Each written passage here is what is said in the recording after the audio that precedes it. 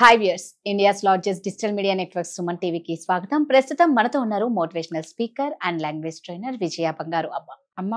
మనం మామూలుగా చూసుకుంటే ఇంతకు ముందు అంటే పాతకాలంలో విడాకుల సంఖ్య చాలా తక్కువ ఉండేది.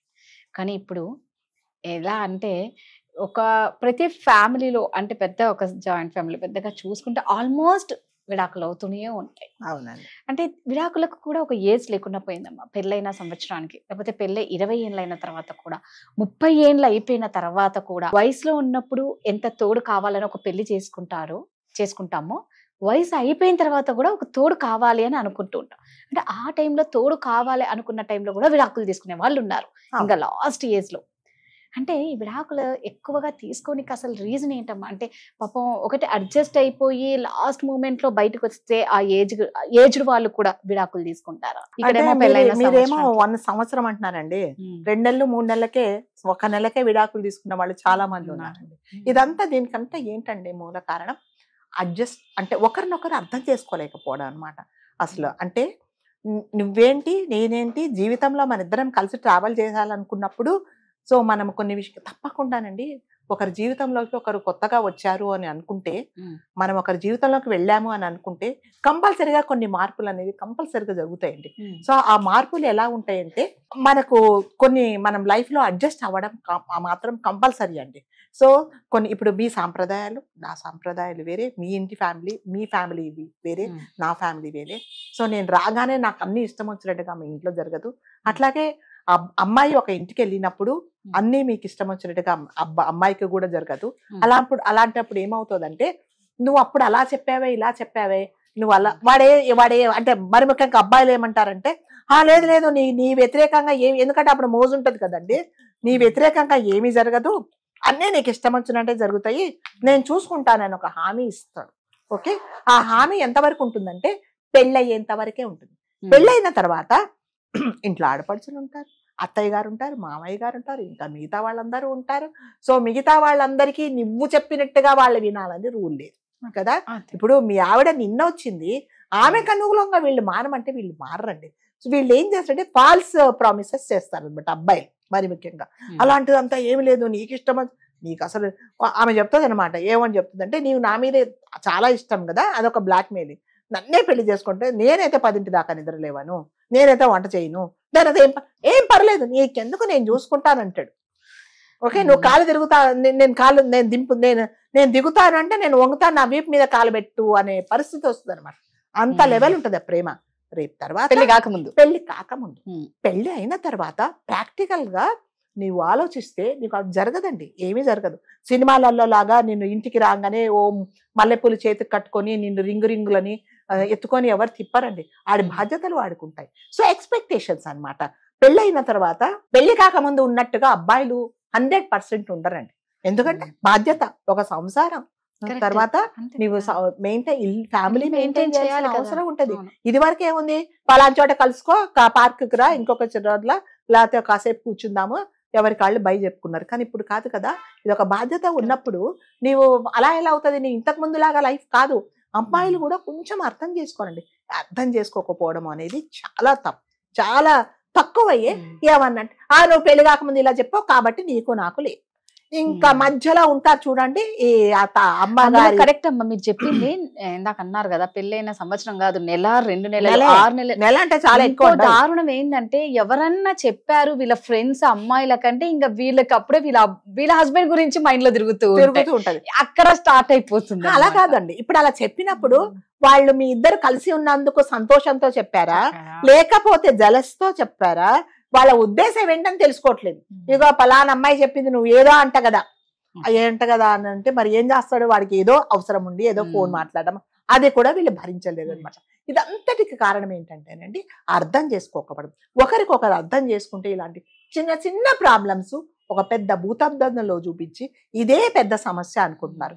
ఆ సమస్య అంటే ఒకరికొకరు పరిష్కరించుకోవాలని అనుకోవట్లేదండి. ఎంతసేపు వచ్చేసి కోర్టు కోర్టు, పోలీస్ స్టేషన్. అంటే విడాకులు తీసుకునే సంఖ్య ఎంత ఉందో దానికి మించి బ్లాక్ మెయిల్ చేయడం, నేను విడాకులు ఇచ్చేస్తా నీకు, ఈ సంఖ్య ఇంకా ఎక్కువ ఉంటుంది. ఇంకా అయిపోయింది, ఇంకా ఎక్కువ అయిపోయిందండి. ఇంకా ఇవన్నీ విడాకులు. అడ్జస్ట్మెంట్ అనేది లేదండి. లైఫ్ అంటేనే అడ్జస్ట్మెంట్ అండి. మనం ఎప్పుడు లైఫ్ అంటే, జీవితం అంటే మనం అనుకున్నట్టుగా ఎప్పుడు జరగదండి, ఎప్పుడు ఉండదు. ఎప్పుడు ఇంకొకటి ఏంటంటే వీళ్ళిద్దరు సంపాదించుకుంటున్నారు. నువ్వెంత సంపాదిస్తావు, నేనంత సంపాదిస్తున్నా, నీకు నాకేంటి తేడా?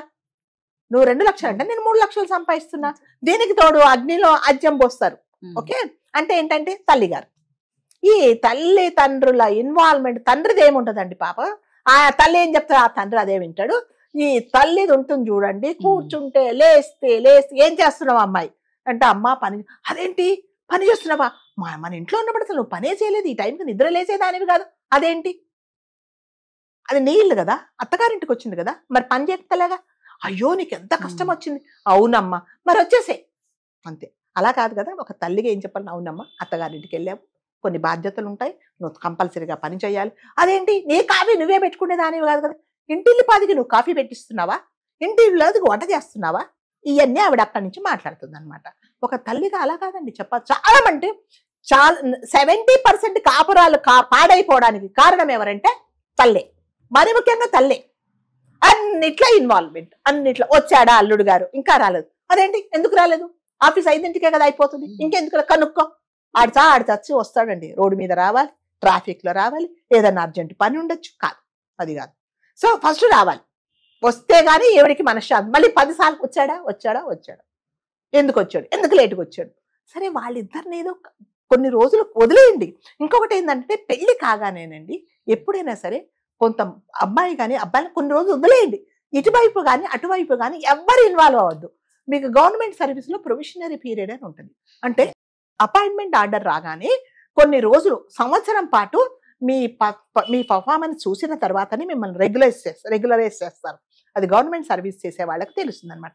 సో అప్పుడు ఏంటంటే మీరు అన్ని తెలుసుకుంటారు, కష్టాలేంటి నష్టాలేంటి, నేను ఇక్కడ ఎలా పని చేయాలని తెలుసుకున్న తర్వాత మీ పర్ఫార్మెన్స్ బాగున్న తర్వాత రెగ్యులరైజ్ చేస్తారు. అట్లాగే వీళ్ళిద్దరిని కలిసి ఉండనియండి, కొట్టుకుంటారో తిట్టుకుంటారో, లేకపోతే ఒకరినొకరు అడ్జస్ట్ చేసుకుంటారో, ఒకరినొకరు ఇంకొకటి ఏదో పంచుకుంటారో, ఇంకొకటి చేసుకుంటారో ఉండనియండి.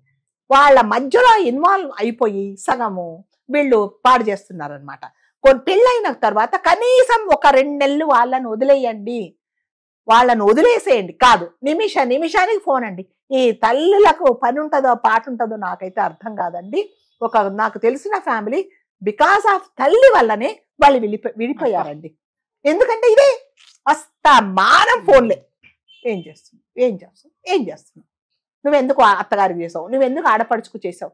ఒక తల్లిగా మనము మన పిల్లలకి ఏం చెప్పాలంటే బాధ్యతగా ఉండమ్మా. ఒకటి ఏంటంటే అల్టిమేట్గా ఏంటి, నీకు కష్టం వచ్చినప్పుడు నేనున్నాను అనే ఒక భరోసా ఇస్తాం. ఎవరైనా తల్లిదండ్రులు ఇస్తారండి. అది ఇచ్చి ఇప్పుడేమంటారంటే ప్రతిసారి కాఫీ 2 కప్పులే కదా, కాఫీ నువ్వు 1 కప్పే కదా, 2 కప్పులు ఎందుకు పెట్టావు, వచ్చేసే, నీకు అంత చేత కాదు. అలా కాదు కదండి జీవితం అంటే. మరి నువ్వు ఎందుకు పంపించావు, నీ కూతురు నువ్వు అంత వదిలిపెట్టి ఉండనప్పుడు నువ్వు అసలు పెళ్ళే చేయకుండా ఉండాల్సింది కదా, నువ్వు ఎందుకు పంపించావు అక్కడికి. సంసారం చేసుకోవాలి, వాళ్ళతో పాటు తల్లిదండ్రులతో అడ్జస్ట్ అయిపోవాలి, ఆడపడుచులతో అందరూ ఉంటారండి. ఫ్యామిలీ అంటే అదే. అంతేగాని అడ్జస్ట్మెంట్ అనేది ఏమీ లేదండి. ఇప్పుడు అడ్జస్ట్మెంట్ అనేది 100% లేదు. అంతసేపు వచ్చేసి నువ్వు ఎక్కువ నేను ఎక్కువ, నువ్వు డబ్బులు సంపాదిస్తావు నేను డబ్బులు సంపాదిస్తున్నా, నువ్వు పెళ్లికి ముందు అది చెప్పావు, ఇప్పుడు నీ మాట నిలబెట్టుకోవట్లేదు, చలో బ్రేకప్, పోలీస్ స్టేషన్ కంప్లైంట్, దాని తర్వాత కోర్టు. పెళ్లి పాపం తల్లిదండ్రులు పెళ్లి చేసిన అప్పులు కూడా తీరవండి, వీళ్ళు బ్యాగ్లు పట్టుకొని వచ్చేస్తారు. సో అడ్జస్ట్మెంట్ అనేది లైఫ్ అంటేనే అడ్జస్ట్మెంట్ అండి. కొన్ని మనం అనుకున్నట్టుగా ఎప్పుడూ జరగవండి. ఇది సినిమా కాదు. ఇప్పుడు ఈ సెలబ్రిటీస్ వీళ్ళు ఏం చేస్తున్నారంటే, వీళ్ళకి ఎగ్జాంపుల్ సెలబ్రిటీస్ వాళ్ళ లైఫ్ వేరేనండి. వాళ్ళ లైఫ్ కంప్లీట్లీ డిఫరెంట్. మనకు సాధారణంగా మనం ఉండే లైఫ్ ఉండదండి వాళ్ళకి. వాళ్ళు ఎవరు XYZ వాళ్ళు విడాకులు తీసుకున్నారు, వాళ్ళే అడ్జస్ట్ అవ్వలేదు, నేను కూడా అంతే అంటే నువ్వు వాళ్ళతో కంపేర్ చేసుకోవడానికి వీలే లేదండి. రియల్ లైఫ్ వేరే, రియల్ లైఫ్ వేరే. సో వాళ్ళు చాలా మంది తప్పులు చేసుకొని ఇప్పుడు తర్వాత బాధపడి మళ్ళీ వాళ్ళు పెళ్లిళ్ళు చేసుకుంటే వీళ్ళు చూడలేక ఇలాంటి వాళ్ళు. సో తొందరపాటు నిర్ణయాలండి, ప్రతి దానికి తొందరే. పెళ్లి చేసుకోవడానికి తొందరే, విడిపోవడానికి తొందరే. తల్లిదండ్రులు చెప్తారు, అమ్మా నిన్ననే కదా పరిచయం, నేను ఎక్కడో మొన్న చూశానండి, ఒక అమ్మాయి అంటే బస్ స్టాప్ లో నిల్చుందంట, వాడు 2 రోజులు బస్ స్టాప్ లో వచ్చాడట, నచ్చాడట, పెళ్లి చేసుకున్నాడు. ఏమిటది, నువ్వు బస్ ఎక్కడానికి వెళ్తావా లేకపోతే పెళ్లి చేసుకోవడానికి వెళ్ళావా? వాడేం చేశాడు, ఇంకా కార్యక్రమాలు అన్నీ అయిన తర్వాత నువ్వెవరో నేనో తీసుకొచ్చి బస్ స్టాండ్ లో వదిలేసాడు. ఏముంటది, ఏంటది అసలు, దేనికి వెళ్ళావు అంటే అంత నేనంటే చచ్చిపోతాను అన్నాడు. మరి నువ్వు ఉంటే ఇప్పుడు చచ్చిపోతానంటున్నాడు కదా. అవసరం తీరిన తర్వాత, అవసరం లేకముందు, అవసరం ఉన్నప్పుడు నువ్వు లేకపోతే చచ్చిపోతానంటాడు. అవసరం తీరిన తర్వాత నువ్వు ఉంటే చచ్చిపోతానని తీసుకెళ్లి నువ్వు చచ్చిపోతానంటాడు. లేకపోతే వాడని నువ్వు చంపేస్తున్నాడు. బస్ స్టాండ్ లో బస్సు కోసం వస్తావా, నువ్వు దేనికోసం వస్తావు? అంత అసహ్యం, అంత ఆడపిల్లలంటే అంత ఇదైపోయారండి. ఒక సెల్ఫ్ కంట్రోల్ లేదా మీకు? అందుకనే మగపిల్లలు ఏమన్నారంటే అది ఇది అని మాట్లాడుతున్నారండి. వింటే చాలా బాధేస్తుంది అనమాట. అదేంటది, అది ఇలాంటిది అని మాట్లాడుతున్నారు. సో ఈ తొందరపాటు వల్ల పెళ్లి చేసుకోవడాలు, విడిపోవడాలు. మీరు జీవితంలో ఎప్పుడు సిగ్గుపడతారు? ఇంకా పిల్లలుంటే ఇంకా అదొక గోల. ఇంకా నువ్వా నేనా అని ఎక్కడెక్కడో నేను చదివాను, ఇద్దరు కోర్టుకి వెళ్ళారంట. ఏంటి, ఒకటే అమ్మాయి అట. మరి కోర్టుకే వచ్చారు కదా, మరి ఈ అబ్బాయి ఎవరి దగ్గర ఉండాలి అంటే వాడు చెప్పాడట, జడ్జి గారు చెప్పారట, ఒక పని చేయండి, ఇంకొక అమ్మాయిని కన్న తర్వాత రండి, అప్పుడు విడాకులు ఇస్తారని చెప్పాడట. అంతే మరి అంతే కదా. మరి ఇద్దరులో ఎవరు పంచుకోవాలి, కోసుకోరు కదా. పంచుకోవడం ఎందుకు, అప్పుడు రండి అంటే విడాకులు తీసుకోవడం అనేది ఫిక్స్డ్. ఇంకొక అన్న తర్వాత రమ్మని చెప్పారంట. అంటే ఒక బాబు ఒకరికి, ఒక బాబు ఒకరికి. సో అప్పటికి కూడా మీకు అంటే ఇది ఉండాలండి. అంటే విడాకులు అనే దానికి ఇది వరకు అండి సంసారాలు ఒక తల్లి తండ్రి విడిపోయారంటే దానికి చాలా కారణాలు ఉన్నాయండి. సో వాళ్ళు 99.9% అడ్జస్ట్ అవ్వడానికే ట్రై చేస్తారు. 1% అవ్వలేదు అని అనుకుంటే తప్పకుండా విడాకులు. ఇప్పుడు లేదండి. అంటే ఇదంతా ఏంటంటే ఎక్కువ తక్కువ, నేను సంపాదిస్తున్నా, నీకంటే నేను ఎందులో కూడా సరిపోను, నీకంటే నేను ఎందులో కూడా అదేంటి తక్కువ కాదు, నీకంటే ఎక్కువే, ఏంటయ్యా నువ్వు మా అమ్మాయిని ఏంటో అంటున్నావంట, నీకంటే ఎక్కువ సంపాదిస్తుంది అని వీళ్ళు పైనుంచి వస్తారు. ఇంకా వీళ్ళన్న సూట్ కేసు తీసుకొని వెళ్ళిపోయి ఆవిడన్నో దిగిపోద్ది అనమాట. ఏంటి అనేసి మధ్యలో అటు ఇటు జరిపేసి కూతుర్ని తీసుకొని వెళ్ళిపోతుంది. నీవు తల్లి తండ్రికి కూడా ఆలోచించుకోవాలి, నేను జీవితాంతం నా కూతుర్ని చూసుకుంటానా అనేది నువ్వు కూడా ఆలోచించుకోవాలి. రేపు పొద్దున తొందరపడి నిర్ణయం తీసుకొని పెళ్లి చేసుకుని విడాకులు తీసుకున్న తర్వాత కంపల్సరీగా అరే నేను చిన్న విషయానికి నేను ఎందుకు ఈ నిర్ణయం తీసుకున్నానని అని నువ్వు బాధపడితే వచ్చేది ఏమీ లేదండి. ఏదైనా చిన్న సమస్యలు ఉన్నప్పుడు కూర్చొని మాట్లాడుకోండి, ఇది ఏంటి, ఇది మనం విడాకుల దాకా వెళ్లాల్సిన పరిస్థితి అనేది. సో అల్టిమేట్ గా మళ్ళీ ఏం చెప్తున్నా, తల్లిదండ్రుల సపోర్ట్ కంపల్సరీగా ఉండాలి. ఎప్పుడు ఉండాలి అంటే ఇంకా తప్పదు, ఇంకా వీళ్ళు విడిపోక తప్పదు, ఇది అని అన్నప్పుడు మాత్రమే నువ్వు విడాకుల వరకు వెళ్ళండి. కానీ జీవితంలో తప్పకుండా అడ్జస్ట్మెంట్ అనేది లేకపోతే, ఇంకొకటి ఏంటంటే పెళ్లి అనేది ఒక్కసారి జరిగితేనే బాగుంటుందండి. రెండో పెళ్లి అని జరిగింది అనుకోండి, దాంట్లో ఉన్న అర్థాలు ఉంటాయి. అంతవరకు వెళ్ళకండి. లేదు నేను జీవితాంతం ట్రావెల్ చేస్తాను అంటే అది కూడా చేయలేండి. ఈ సంఘంలో ఒక్క ఆడపిల్ల ఉంది అంటే చాలా ఉంటాయండి, చాలా ప్రాబ్లమ్స్ ఉంటాయి. మీరు ఇప్పుడు ఇతనితో ఫేస్ చేసే ప్రాబ్లమ్స్ అంటే అక్కడ ఇంకా త్రిబుల్ ఉంటాయి ప్రాబ్లమ్స్. సో మీరు అట్లా కంపేర్ చేసుకొని, అలా అని నేను ఏదో వాడు కొట్టినా తిట్టినా, వాడు ఇంకొకలాగా మిమ్మల్ని బ్లాక్మెయిల్ చేసినా మీరు కలిసి ఉండమని నేను చెప్పటం లేదండి.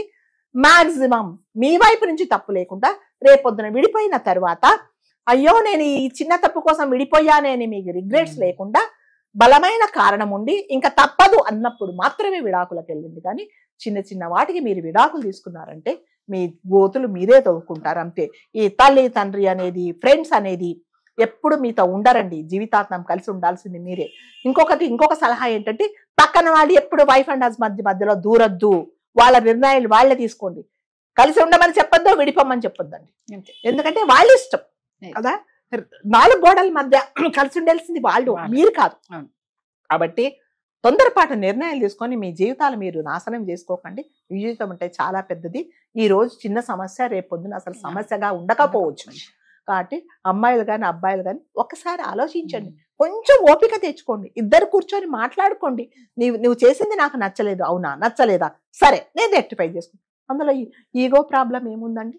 ఈగో ప్రాబ్లమ్స్ వల్ల ఇంకా ఎక్కువ అయిపోతున్నాయి అనమాట. ఒకరికొకరు మాట్లాడుకోండి, లేదా ఒక కౌన్సిలర్ దగ్గరికి వెళ్ళారు, ఫ్యామిలీ కౌన్సిలర్స్ ఉంటారు, వాళ్ళు చెప్పింది వినండి.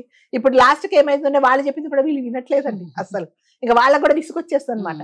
ఎన్ని చెప్తారు వాళ్ళు మొదలు పెట్టడానికి వీళ్ళే చెప్తారు, ఇది కాదు ఇది చేశారు, చేసేసామండి మాకు వీలు కాలేదు, ఇవన్నీ చెప్తున్నారు. అంటే మీరిద్దరే మాట్లాడుకోండి, మధ్యలో ఇన్వాల్వ్మెంట్ ఎవరిని చేయకండి. తల్లిని కానీ తండ్రిని కానీ, లాస్ట్ ఇంకా తప్పదు, ఇక జీవితంలో ఇతన్ని నేను భరించలేను అన్నప్పుడు అమ్మాయి గాని అబ్బాయి గాని అప్పుడు మాత్రం లాస్ట్ ఆప్షన్ ఏంటంటే విడాకులు. అంతవరకు మాత్రం దయచేసి విడాకులు అనే దానికి మీరు ప్రిఫరెన్స్ ఇవ్వకండి. Thank you. Thank you.